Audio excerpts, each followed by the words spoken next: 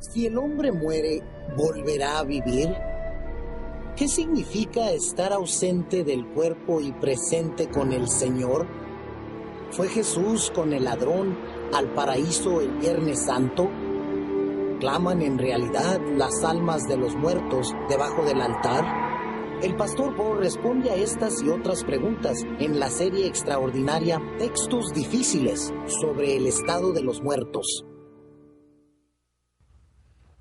Oremos. Nuestro Padre y nuestro Dios, te damos gracias por el privilegio de encontrarnos una vez más en este lugar con el fin de escuchar tu voz, hablándonos a través de tu palabra.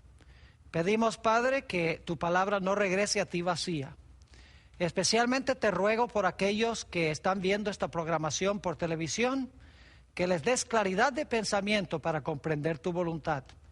Te damos gracias por escuchar nuestra oración, porque te lo pedimos en el precioso nombre de tu Hijo, Cristo Jesús. Amén. En nuestro tema de hoy vamos a estudiar la terminología bíblica en cuanto a la vida y a la muerte. Y quiero empezar leyendo un versículo que encontramos en el libro de Génesis, el capítulo 35 y el versículo 18. Está hablando aquí del nacimiento de Benjamín, también conocido como Benoni. Fue hijo de Raquel, y la Biblia nos dice que cuando Raquel tuvo a Benjamín, ella murió. Así que quiero leer Génesis 35 y el versículo 18. Dice así: y aconteció que al salírsele el alma, está hablando de Raquel, al salírsele el alma, pues murió, llamó su nombre Benoni, mas su padre lo llamó Benjamín. Ahora, algunas personas leen este versículo y le agregan conceptos o le agregan palabras. Por ejemplo, algunos lo leen de esta manera: y aconteció que al salírsele al cielo el alma inmortal, llamó su nombre Benoni, mas su padre lo llamó Benjamín. Ustedes notarán en este texto que no dice que el alma se fue al cielo, ni tampoco dice que el alma que salió de ella fue inmortal. Esas dos ideas de que fue al cielo y de que era inmortal son añadidas muchas veces por los lectores de la Sagrada Escritura, pero no es parte del idioma original. Ahora, antes de terminar nuestro tema de hoy, vamos a regresar a este versículo, pero lo vamos a hacer al final del tema, una vez que hemos explicado lo que significa el alma y lo que quiere decir la Biblia cuando habla de la salida del alma del cuerpo. Para entender el fenómeno de la muerte, necesitamos en primer lugar comprender la creación, necesitamos comprender el don de la vida. Y el mejor lugar para comenzar es en Génesis, el capítulo 2 y el versículo 7, a donde Dios creó a Adán. Dice allí en Génesis 2:7, entonces Jehová Dios formó al hombre del polvo de la tierra y sopló en su nariz aliento de vida, algunas versiones dicen espíritu de vida, y fue el hombre un ser viviente. Otras versiones dicen, fue el hombre un alma viviente. Ahora necesito explicarles algunas palabras que encontramos en este versículo. La palabra aliento que se usa aquí, que sopló en su nariz aliento de vida, es la palabra hebrea neshama. Y la palabra que se traduce ser viviente al español es la palabra hebrea nefesh. Ahora yo quiero que ustedes noten que Dios formó al hombre del polvo de la tierra, alentó en su nariz el soplo de vida y dice que el hombre llegó a ser, o el hombre fue, un ser viviente o un alma viviente. Quiero que noten en este versículo que no nos dice que Dios le dio al hombre un alma, ni tampoco dice que el hombre tiene un alma. El texto nos dice que el hombre es un alma. La combinación del cuerpo de polvo y el aliento de vida es igual alma. La Biblia nos dice entonces que el hombre se compone de dos elementos: polvo y aliento de vida. Y la combinación de los dos hacen el alma o el ser viviente. La Biblia nos dice en Génesis que el hombre podía morir, porque Dios le dijo al hombre que si comía del árbol de la ciencia del bien y del mal, ciertamente iba a morir. Así que si el hombre tenía un alma inmortal que podía vivir independiente del cuerpo, ¿cómo es que Dios le dijo al hombre que iba a morir si no era posible? Además de eso, la Biblia nos dice que cuando Adán y Eva comieron del árbol de la ciencia del bien y del mal, Dios les vetó el árbol de la vida. Es decir, no podían comer más del árbol de la vida, y por lo tanto la Biblia nos dice que entró en el mundo la muerte. Ahora, hablemos un momento del cuerpo de polvo, porque ese es el primer elemento del cual está compuesto el ser humano. En Isaías 64 y el versículo 8 encontramos que se nos explica que el hombre está compuesto de lodo o de barro, es decir, polvo, pero no polvo seco, sino polvo mojado. Dice en Isaías 64:8, ahora pues Jehová, tú eres nuestro Padre, nosotros barro, y tú el que nos formaste. Así que obra de tus manos somos todos nosotros. Es decir, el cuerpo o la facultad física del hombre se compone de polvo. Los órganos, los nervios, los músculos, la piel, todas las partes fisiológicas del hombre están compuestas de barro o de polvo. Por eso cuando una persona muere, vuelve al polvo, como veremos más adelante en nuestro estudio. Así que con el cuerpo no hay ningún problema. Todos sabemos que el cuerpo regresa al polvo. El problema surge cuando se habla del espíritu, porque muchas personas tienen la idea que el espíritu es algún elemento intangible que tiene el hombre por dentro, que es consciente que cuando el hombre muere sale volando para ir a otra esfera. Pero ¿qué es lo que enseña la Biblia en cuanto al espíritu? Vamos a analizar en primer lugar la palabra espíritu en el Antiguo Testamento y luego vamos a pasar a analizar la palabra espíritu en el Nuevo Testamento para ver si en verdad la palabra espíritu se refiere a alguna entidad independiente del cuerpo, que está dentro del cuerpo, que sale volando en forma consciente del cuerpo en el momento de la muerte. En el Antiguo Testamento hay dos palabras hebreas que se traducen aliento o respiración. La primera es la palabra ruach y la segunda palabra es la palabra neshama. Ahora debo decirles que nunca, ni una sola vez en toda la Biblia, en todo el Antiguo Testamento, se conectan estas palabras con la palabra inmortal, ni tampoco se da ninguna insinuación de que el espíritu, de que el ruach o el neshama pueda vivir independientemente del cuerpo como otra entidad fuera del cuerpo humano. Ahora, es importante recordar que el lenguaje poético de los hebreos se basaba en el principio del paralelismo, y había tres clases de paralelismo. El paralelismo sinónimo, donde lo que se dice en la primera línea se repite en la segunda línea en diferentes palabras, pero el mismo pensamiento. Luego está el paralelismo antitético, donde lo que se dice en la primera línea, lo opuesto se dice en la segunda línea. Y luego está el paralelismo sintético, a donde lo que se dice en la primera línea se completa el pensamiento en la segunda línea.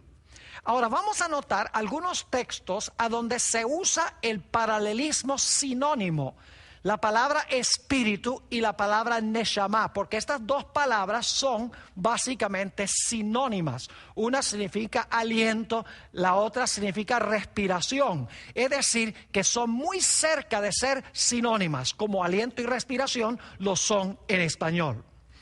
Job, el capítulo 33 y el versículo 4, queremos leer este texto porque se encuentran las dos palabras. Está hablando de la creación y dice lo siguiente: el Espíritu de Dios me hizo. La palabra espíritu aquí es la palabra hebrea ruach, es decir, el Espíritu o el ruach de Dios me hizo. Y luego en la segunda línea se repite el mismo pensamiento, pero en diferentes palabras. Dice, y el soplo, el neshama del Omnipotente me dio vida. Así que fíjense que lo que se dice en la primera línea, el Espíritu de Dios me hizo, se repite en otras palabras en la segunda línea que dice, y el soplo del Omnipotente me dio vida. Es decir, el Espíritu es el soplo o el aliento de vida. Vamos a Job, el capítulo 27 y el versículo 3, a donde se usa también un paralelismo sinónimo de estas dos palabras. Job 27, 3 dice lo siguiente: que todo el tiempo que mi alma esté en mí, y no debe traducirse aquí alma, porque la palabra neshama y la palabra ruach no significan alma, significan aliento o respiración. Es decir, hay una mala traducción aquí. Dice que todo el tiempo que mi alma, que mi neshama esté en mí, y luego repite el mismo pensamiento en la segunda línea, y haya hálito ruach de Dios en mis narices. Noten entonces que el hálito de Dios, el neshama, la respiración se encuentra en las narices y usamos la nariz precisamente para respirar. En Isaías 42 y el versículo 5 encontramos otra vez un paralelismo sinónimo. Dice lo siguiente: así dice Jehová Dios, creador de los cielos y el que los despliega, el que extiende la tierra y sus productos. Y ahora escuchen, el que da aliento, esa es la palabra neshama, el que da aliento al pueblo que mora sobre ella. Y ahora viene la segunda línea que repite el mismo pensamiento en diferentes palabras. Y espíritu, aquí la palabra es ruach, y espíritu a los que por ella andan. Es decir el que da aliento, neshama, al pueblo que mora sobre ella, sobre la tierra, es lo mismo que decir que Dios da espíritu o ruach a los que andan en ella, es decir, en la tierra. Nuevamente, estas dos palabras sencillamente significan respiración o significan aliento, la fuerza vital, el hálito. Dicho sea de paso, la Biblia también nos dice en el Antiguo Testamento que los animales tienen ruach y los animales tienen también neshama. Es decir, que ellos también tienen aliento, los animales también respiran. En este sentido, los hombres y los animales no son distintos. Hablando del diluvio, nos dice lo siguiente en cuanto a los animales y los seres humanos que murieron en esa ocasión. Génesis 7 y el versículo 22.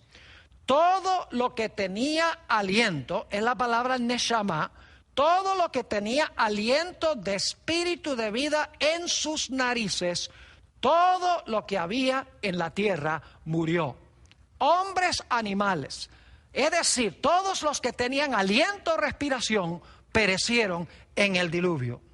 Es más, en Eclesiastés 3, 19 al 21, el sabio Salomón nos dice que el fenómeno de la muerte es igual en los seres humanos que en los animales, en lo que respecta a el aliento de vida y también el cuerpo. Dice en Eclesiastés 3 y el versículo 19, porque lo que sucede a los hijos de los hombres y lo que sucede a las bestias, un mismo suceso es. Como mueren los unos, así mueren los otros.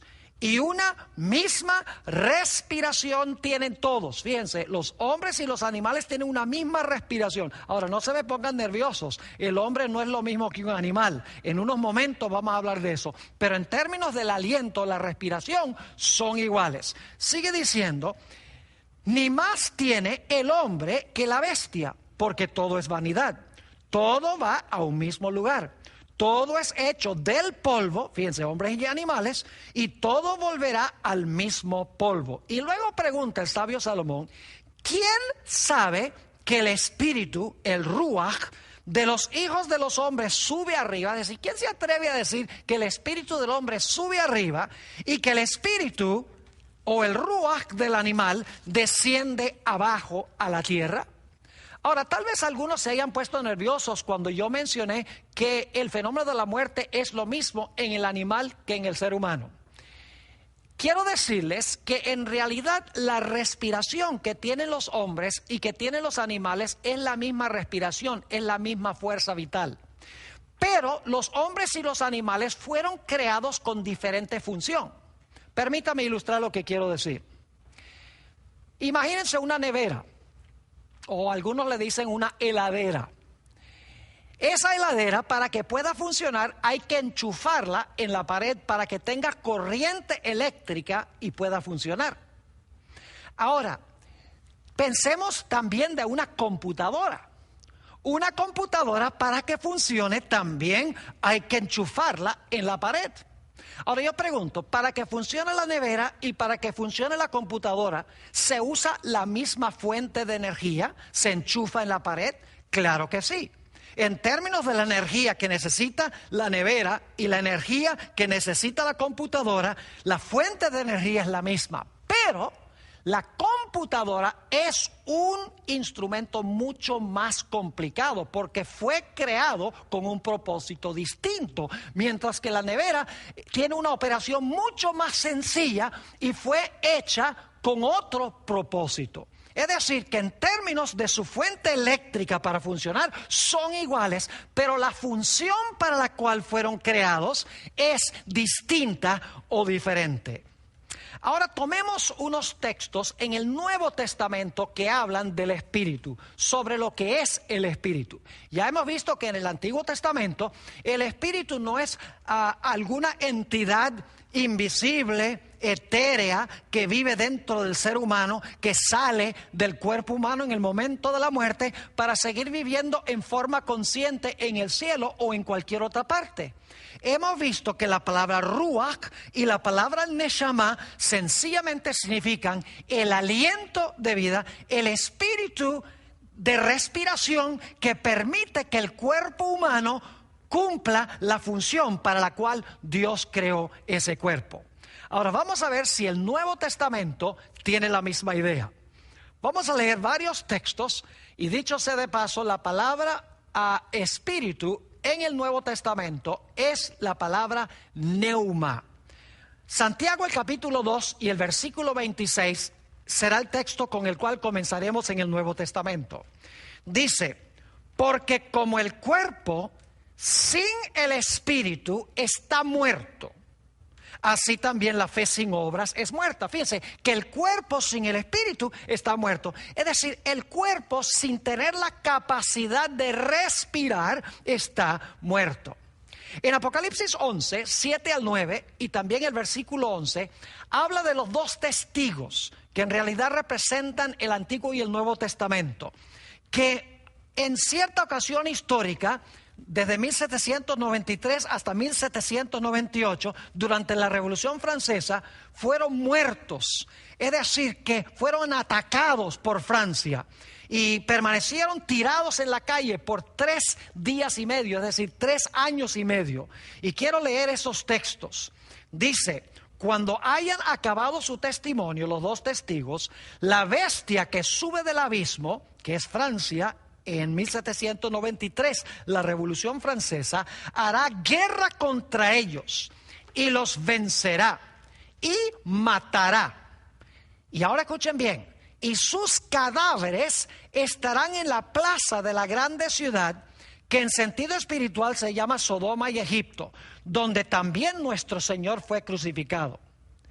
Y los de los pueblos, tribus, lenguas y naciones verán sus cadáveres. Fíjense que están muertos porque son cadáveres. Está hablando simbólicamente.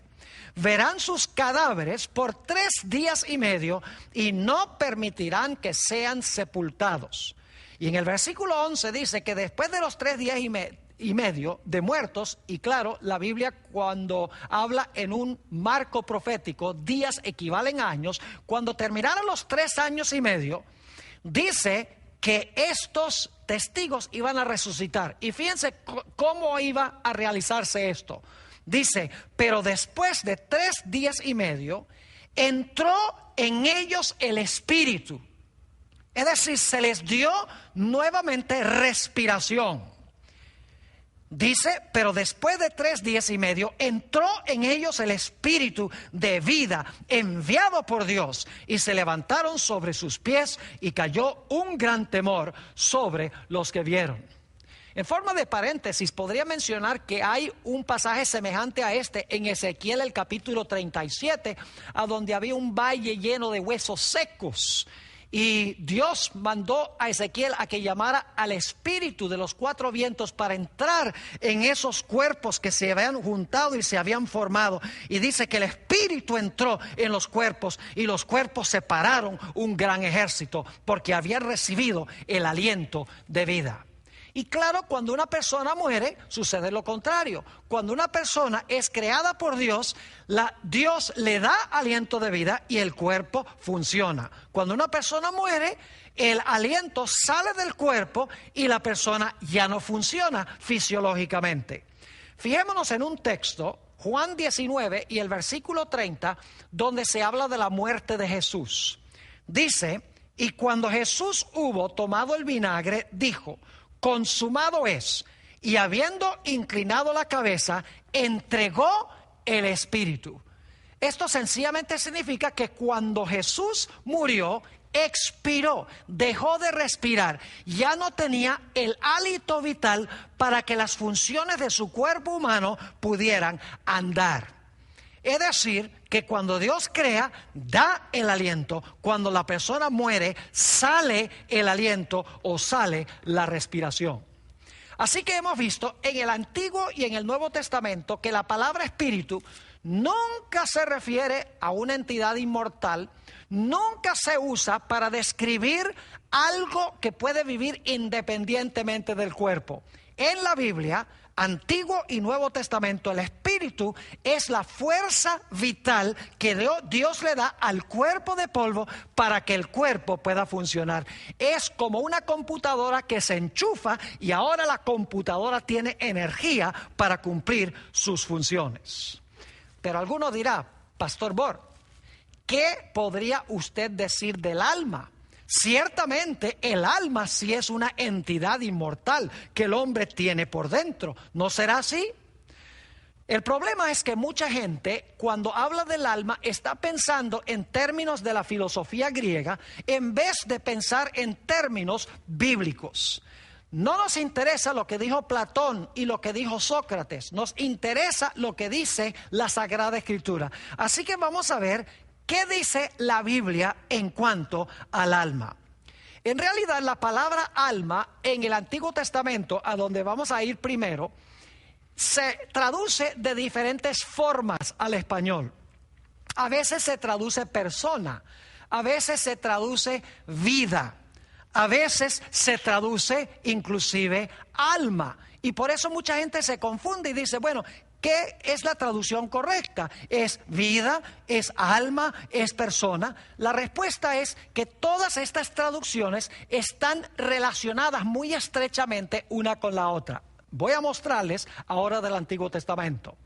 Volvamos a Génesis 2:7, a donde se usa la palabra alma, nefesh, por primera vez en el Antiguo Testamento.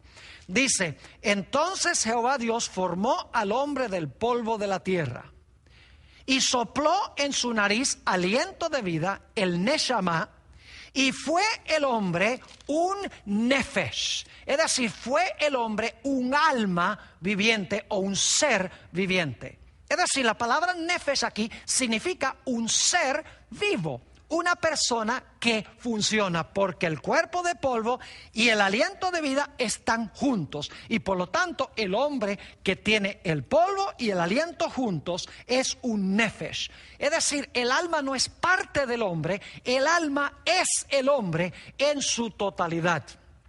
Vamos a examinar rápidamente otros versículos del Antiguo Testamento que usan la palabra alma o la palabra nefesh. Génesis 14 y el versículo 21, esto es después que Abraham ayudó a reconquistar lo que había sido saqueado de Sodoma.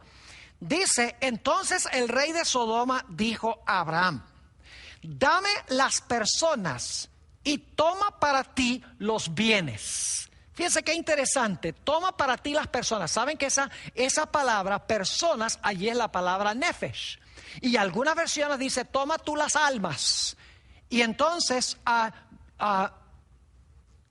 cuando examinamos el texto nos damos cuenta que la palabra nefesh significa personas también. Entonces el rey de Sodoma dijo a Abraham: dame las personas y toma para ti los bienes. Es decir, devuélveme las personas y entonces tú te puedes quedar con los bienes. Deuteronomio 10 y el versículo 22 es parecido a esto. Dice allí en Deuteronomio 10, 22: con 70 personas, otra vez nefesh, con 70 personas descendieron tus padres a Egipto. Está hablando de Jacob, quien descendió con 70 personas. Y ahora Jehová te ha hecho como las estrellas del cielo en multitud. Fíjense nuevamente, la palabra nefesh se traduce personas, 70 personas, porque el nefesh es la persona en su totalidad. Génesis 12 y el versículo 5 habla de los movimientos de Abraham. Dice: tomó pues Abraham a Sarai su mujer y a Lot hijo de su hermano y todos sus bienes que habían ganado, y las personas, otra vez la palabra nefesh, las personas que habían adquirido en Harán, y salieron para ir a tierra de Canaán, y a tierra de Canaán llegaron. Nuevamente la palabra nefesh se traduce personas, seres vivientes, en otras palabras. ¿Saben que la palabra nefesh también se traduce vida? Levítico 17 y el versículo 11 usa la palabra nefesh varias veces y les voy a explicar a dónde se usa. Dice: porque la vida, ese es nefesh, porque la vida de la carne en la sangre está, y yo os la he dado para hacer expiación sobre el altar por vuestras almas. Es la misma palabra que se tradujo vida al principio del versículo. Y luego sigue diciendo: y la misma sangre hará expiación de la persona. La palabra persona allí también es nefesh. Así que en un solo versículo se traduce la palabra nefesh, vida, se traduce almas y se traduce persona. En realidad, mis queridos amigos, un alma es una persona. Y un alma es una persona viva. Así que estas traducciones no se contradicen, sino que se complementan.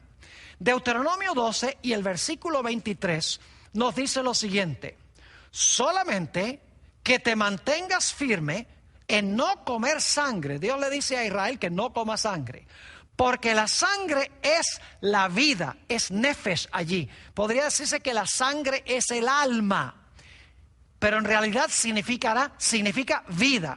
Y luego sigue diciendo en el versículo: porque la sangre es la vida, y no comeréis la vida juntamente con su carne. Aquí se traduce la palabra nefesh, vida, porque el nefesh o el alma es la persona viva. Primera de Reyes 19 y el versículo 10 encontramos que Elías se queja porque Jezabel está buscándolo para quitarle su nefesh, para quitarle su vida. Dice allí en Primera Reyes 19:10, él respondió: he sentido un vivo celo por Jehová de los ejércitos, porque los hijos de Israel han dejado su pacto, han derribado tus altares y han matado a espada a tus profetas, y solo yo he quedado, y me buscan para quitarme el nefesh, es decir, para quitarme la vida, traduce aquí. Obviamente no sería muy lógico decir para quitarme el alma en el sentido griego de la palabra. Aquí no se puede decir, me están buscando para quitarme el alma, porque si el alma fuera invisible, como muchos piensan, ¿cómo podrían quitarle el alma a Elías? Sencillamente aquí está diciendo Elías que están tratando de quitarle su vida, están tratando de matarlo, según dice el mismo texto. Levítico 7 y el versículo 20 nos dice: pero la persona, ahí está nefesh, pero la persona que comiere la carne del sacrificio de paz, el cual es de Jehová, estando inmunda, aquella persona, otra vez la palabra nefesh, aquella persona será cortada de entre su pueblo. En el Salmo 22 y el versículo 20, David está clamando a Dios de que le salve su alma. Note lo que dice: libra de la espada mi alma. Y aquí se traduce en la versión del 60 alma. En realidad se podría traducir: libra de la espada mi vida. Es decir, si esto fuera un alma intangible, invisible, fantasmal, ¿cómo podría ser muerta por la espada? Es obvio que aquí una mejor traducción sería vida. Libra de la espada mi vida, del poder del perro mi vida. Y es interesante que la versión del 60, la segunda vez que se usa nefesh, vida, al final del versículo se traduce vida, no alma. Es decir, hay inconsistencia en la forma de traducir estas palabras. En Ezequiel 18 y el versículo 4 dice: he aquí que todas las almas, la palabra nefesh se podría traducir todas las personas, todos los seres vivientes, son mías, dice Dios. Como el alma o como la vida del Padre, así el alma, otra vez nefesh, o la vida del Hijo es mía. El alma que pecare, esa morirá. Es decir, el ser vivo o la persona que pecare, esa morirá. Salmo 30 y el versículo 3 dice: oh Jehová, hiciste subir mi alma. Una mejor traducción sería mi vida. Fíjense, hiciste subir mi alma del Seol. El Seol es el sepulcro. Y luego dice: me diste vida para que no descendiese a la sepultura. Es decir, hacer subir el alma del salmista es lo mismo que darle vida y no permitir que descendiese a la sepultura. Nuevamente, la palabra nefesh significa ser viviente, significa vida o significa persona. Salmo 49 y el versículo 15 dice: pero Dios redimirá mi vida, y aquí se traduce vida en la versión del 60 correctamente. Pero Dios redimirá mi vida del poder del Seol, es decir, del poder del sepulcro, porque Él me tomará consigo. ¿Saben que los animales también son almas según la Sagrada Escritura? Porque son seres vivientes. Dice en Génesis 1 y el versículo 21: y creó Dios los grandes monstruos marinos y todo ser viviente, esa es la palabra nefesh, todo ser viviente que se mueve, que las aguas produjeron según su género, y toda ave alada según su especie, y vio Dios que era bueno. Es decir, que en el Antiguo Testamento la palabra nefesh, que se usa centenares de veces, sencillamente significa ser viviente, vida o persona. Ahora, ¿qué diríamos del Nuevo Testamento? Obviamente la palabra en el Nuevo Testamento ya no es nefesh, la palabra griega es psuché, de donde viene la palabra psicología. Analicemos algunos textos del Nuevo Testamento que usan la palabra alma para ver si concuerda con la idea del Antiguo Testamento. Primera de Corintios, el capítulo 15 y el versículo 45, está hablando de la creación de Adán y cómo se compara Cristo con él. Dice: así también está escrito: fue hecho el primer Adán alma viviente. Esa es la palabra psuché. Es la misma expresión que se usa en Génesis 2:7. Dice: fue hecho el primer Adán alma viviente. Es decir, una persona, un ser viviente. El postrer Adán, espíritu vivificante, porque el segundo Adán da vida. Noten Hechos 2 y el versículo 25 al 27, que está citando el Salmo 16 y el versículo 10. Dice en Hechos 2, 25 al 27, porque David dice de él, es decir, de Jesús, veía al Señor siempre delante de mí, porque está a mi diestra, no seré conmovido. Por lo cual mi corazón se alegró y se gozó mi lengua. Y aún mi carne descansará en esperanza. Ahora fíjense, aunque David está diciendo estas palabras, se las está aplicando a Jesús, quien iba a levantarse más de 1000 años después. Jesús es el que está diciendo, aún mi carne descansará en esperanza. Y luego dice, porque no dejarás mi alma en el Hades. Hades es lo mismo que Seol, significa sepulcro. No dejarás mi alma, que mejor traducción sería mi vida, en el Hades, ni permitirás que tu santo vea corrupción. Y la razón es muy clara, Jesús iba a resucitar y su cuerpo no iba a ver corrupción. Noten Hechos 27 y el versículo 22. Hechos 27 y el versículo 22. Aquí el apóstol Pablo está hablando de un naufragio.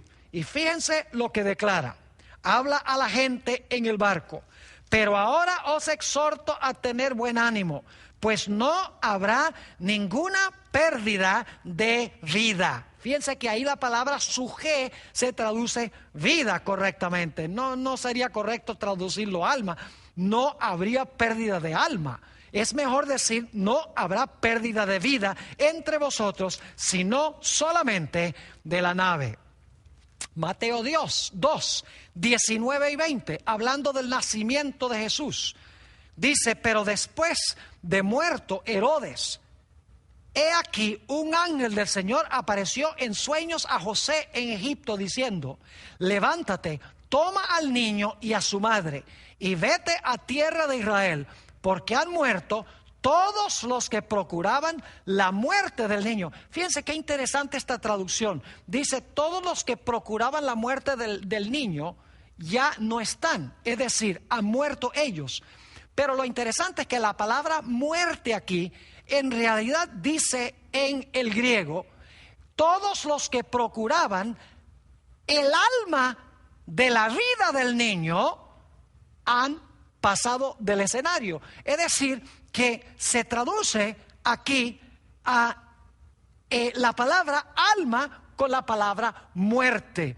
Es decir, dice, porque han muerto los que procuraban la vida o los que procuraban el alma del niño. Una mejor traducción, claro, de la palabra es los que buscaban la vida del niño. Mateo 20 y el versículo 28 nos habla de la obra de Jesús. Dice allí, como el Hijo del Hombre no vino para ser servido, sino para servir y para dar su vida, otra vez la palabra suje, para dar su vida en rescate por muchos. No tendría mucho sentido decir que Jesús vino a dar su alma. Una mejor traducción es como la que se da en la Reina Valera del 60, donde dice para dar su vida en rescate por muchos. Es decir, la palabra alma, la palabra suje en el Nuevo Testamento significa vida o significa persona, significa ser viviente, igual que en el Antiguo Testamento. Noten Juan 10 y el versículo 11, donde está hablando de Jesús, el buen pastor. Dice Jesús, yo soy el buen pastor, y el buen pastor su vida da por las ovejas. La palabra vida allí otra vez es la palabra suje. Es la misma palabra que se traduce a veces en el Nuevo Testamento con la palabra alma, pero obviamente significa que Jesús vino a dar su vida. En Hechos 15, 26 se habla de Pablo y Bernabé. Muchas veces arriesgaron sus vidas. Y dice allí en Hechos 15, 26 que Pablo y Bernabé fueron hombres que han expuesto su vida. Otra vez la palabra suje, que se traduce a veces en el Nuevo Testamento alma, pero aquí se traduce correctamente vida. Porque los hombres que han expuesto su vida por el nombre del Señor Jesucristo. En Hechos 20 y el versículo 24 encontramos otra referencia a la palabra suje. Dice, pero de ninguna cosa hago caso, está hablando el apóstol Pablo, ni estimo preciosa mi vida. En la palabra nuevamente, psuje. Nuevamente, pero de ninguna cosa hago caso, ni estimo preciosa mi vida para mí mismo, con tal que acabe mi carrera con gozo y el ministerio que recibí del Señor Jesús para dar testimonio del Evangelio de la gracia de Dios. Y saben que en el Nuevo Testamento la palabra psuje se traduce también persona, como la palabra nefesh en el Antiguo Testamento. Noten dos ejemplos o tres ejemplos de esto. Hechos 2 y el versículo 41. Dice en Hechos 2:41, hablando de los que recibieron a Jesús en el día del Pentecostés, dice: así que los que recibieron su palabra fueron bautizados y se añadieron aquel día como 3,000 personas. Es la palabra suje. Se podría traducir 3,000 almas, 3,000 seres vivientes. No está hablando de una entidad invisible, intangible, fantasmal, que el hombre tiene por dentro, que es consciente y sale volando en el momento de la muerte y vive en otra esfera. Hechos 27 y el versículo 37. Está hablando del número de personas en un barco. Dice aquí, y éramos todas las personas, otra vez la palabra suje, y éramos todas las personas en la nave 276.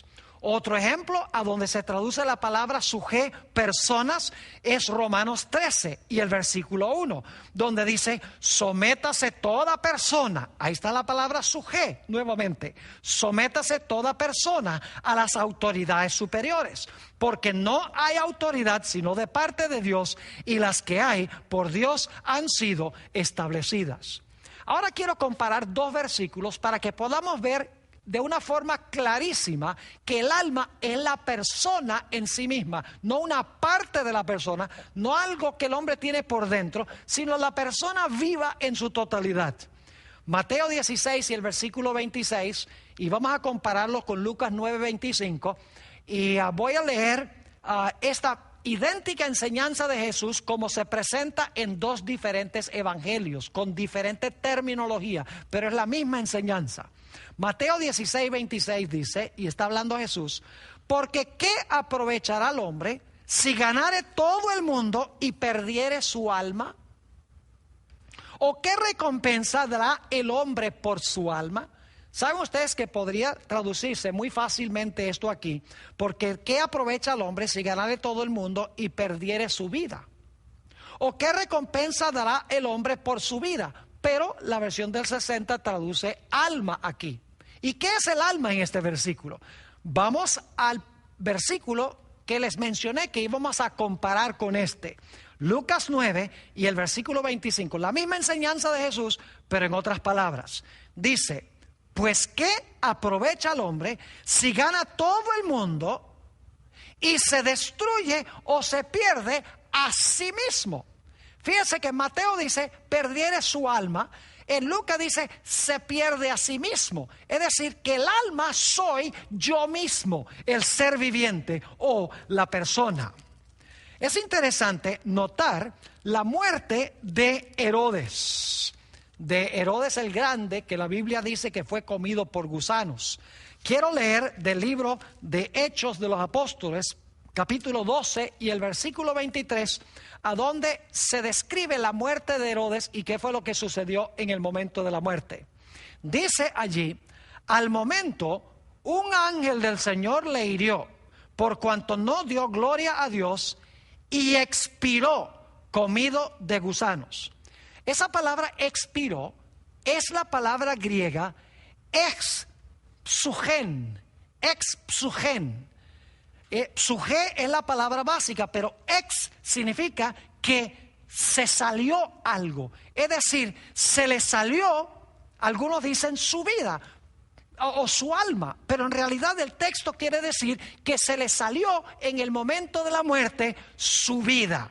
Es decir, entregó su vida. Hechos 5 y el versículo 5 y el versículo 10 habla de la muerte de Ananías y Zafira.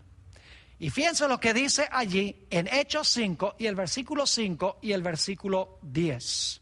al oír Ananías estas palabras, cuando Pedro le dijo, has mentido no contra el hombre, sino contra el Espíritu Santo, cayó y expiró. Otra vez la palabra exepsugen. Quiere decir que se le salió la vida, en otras palabras. Dice, cayó y expiró. Y vino un gran temor sobre todos los que lo oyeron. Al instante, versículo 10, ella cayó a los pies de él y expiró. Ahí está la misma palabra, es decir, se le salió la vida. No quiere decir que se le salió el alma inmortal, intangible, a vivir por allá en otra parte. Sencillamente significa que se le salió la vida. Y dice, expiró, y cuando entraron los jóvenes, la hallaron muerta, y la sacaron y la sepultaron junto a su marido. Ahora es interesante notar que muchas veces la Nueva Versión Internacional, que es muy usada entre los hispanos hoy en día, la Nueva Versión Internacional muchas veces traduce la palabra alma sencillamente con un pronombre personal. Ahora, no voy a tomar el tiempo para leer todos los versículos a donde la palabra suje se traduce sencillamente con el pronombre personal.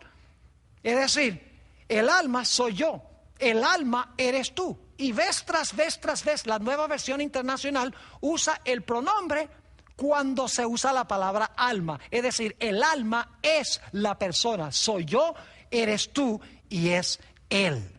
Ahora quiero que notemos Lucas 12 y el versículo 19 y 20. Lucas 12, 19 y 20. Esto está hablando del hombre que cada vez construía establos más grandes para guardar sus bienes. Fíjense lo que dijo este hombre, Lucas 12, 19 y 20. Esta es de la versión Reina Valera del 60.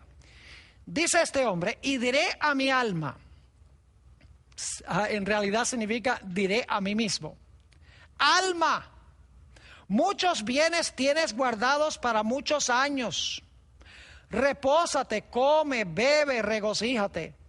Pero Dios le dijo, necio, esta noche vienen a pedirte tu alma, y lo que has provisto, ¿de quién será?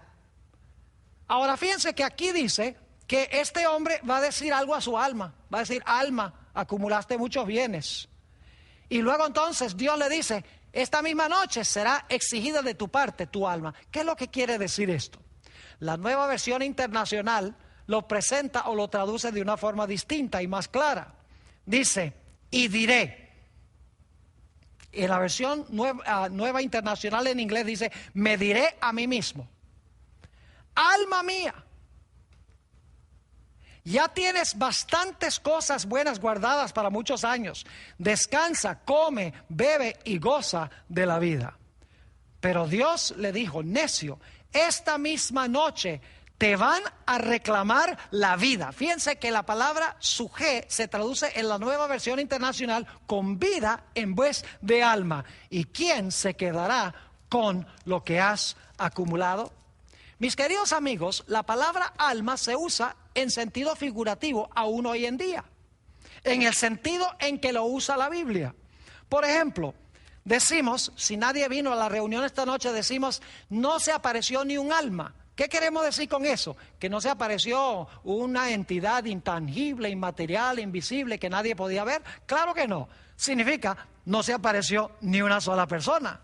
Hablamos de que bautizamos 300 almas en la campaña evangelística. ¿Qué quiere decir? ¿Que bautizamos a 300 fantasmas? Claro que no. Significa que bautizamos a 300 seres vivientes. Bautizamos a 300 personas. A veces decimos, ay, tengo tanta lástima por esa pobre alma. No quiere decir que tenemos lástima por una entidad intangible, inmaterial. Significa que tenemos lástima para con una persona.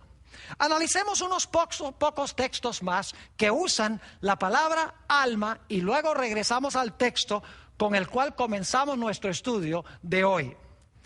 Note lo que dice en Santiago 5 y el versículo 20. Está hablando de una persona que da testimonio de salvación a otra persona.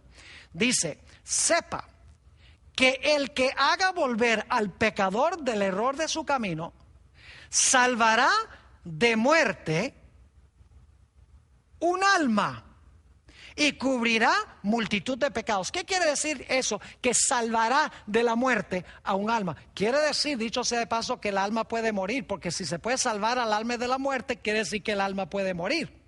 Pero lo importante aquí es que dice que salvará a un alma de la muerte. Quiere decir salvará a una persona o a un ser viviente de la muerte.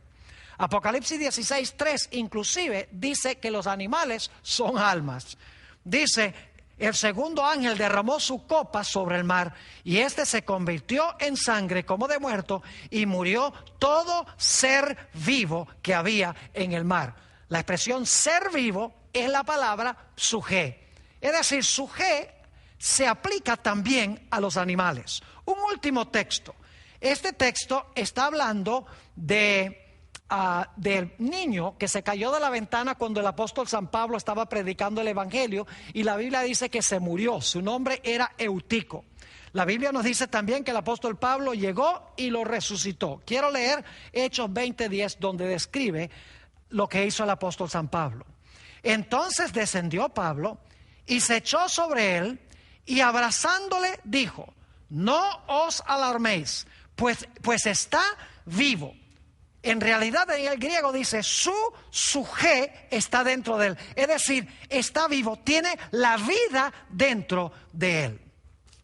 Ahora quiero que regresemos al texto con el cual comenzamos nuestro estudio de hoy.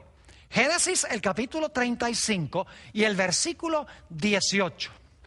Y ahora que hemos estudiado los términos o la terminología bíblica, será más fácil comprender Génesis 35 y el versículo 18. Está hablando nuevamente de la muerte de Raquel cuando tuvo a su hijo Benjamín. Dice: y aconteció que al salírsele el alma, algunos dicen: cuando el alma se fue allá al cielo, el alma inmortal se fue al cielo. Eso no es lo que dice. Dice que al salirse el alma, sencillamente a la luz de lo que hemos estudiado, significa que se le estaba saliendo la vida, se le estaba disipando la vida. Y aconteció que al salirse el alma, y luego explica qué es salir el alma, dice: pues murió. Llamó su nombre Benoni, mas su padre lo llamó Benjamín. Mis apreciados hermanos y amigos, la Biblia es clara de que cuando una persona muere, todo el ser muere.